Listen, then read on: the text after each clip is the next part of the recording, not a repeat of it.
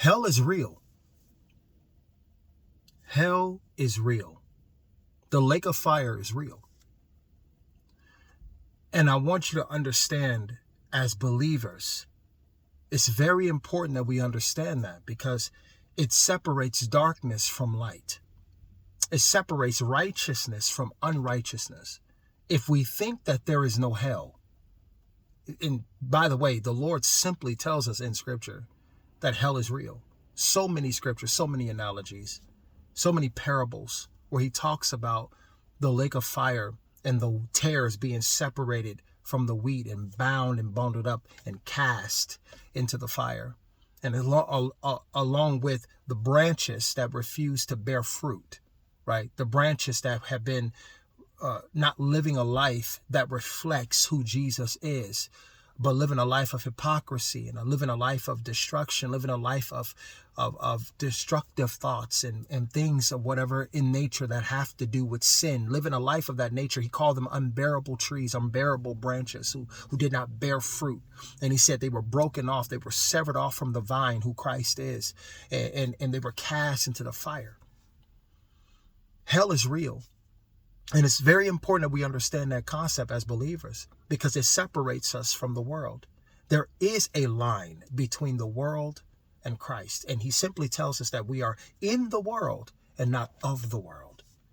Come on. And light and darkness have nothing in common. And I took you out of the darkness, right? And I brought you into my marvelous light. It's very important that we understand that. Hell is real. And so those who love Jesus, we live a life that reflects Christ. We live a life that shows that we believe him. I can't say that I believe in Jesus and I don't think, talk, act, treat people like he does.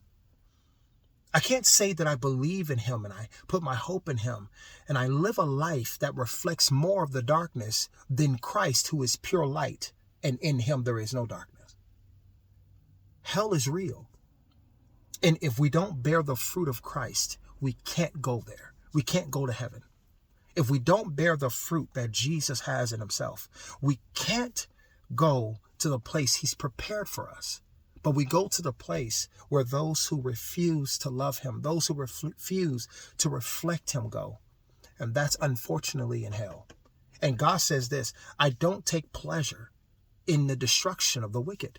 The Lord, it grieves him that people are choosing to not choose him as their salvation and live a life that reflects him, but choose to do their own thing and bear their sin. And the wages of sin is death. The punishment for our sin is death. You have to die. That's the punishment. And Jesus Christ said, I don't want you to die. I'm going to pay the price for you. I'm going to take the punishment for you so you won't have to die.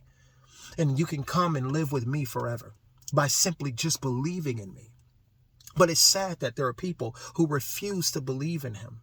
And those that do believe in him who refuse to bear his fruit, that will eventually end up in the lake of fire. It's a very hard reality, but it's nonetheless true. You have to know that God is a good God and a good judge and righteous and holy. And apart from that is darkness and destruction. And he has nothing to do with darkness and destruction. He wants you to know that hell is real and to live a life that reflects him.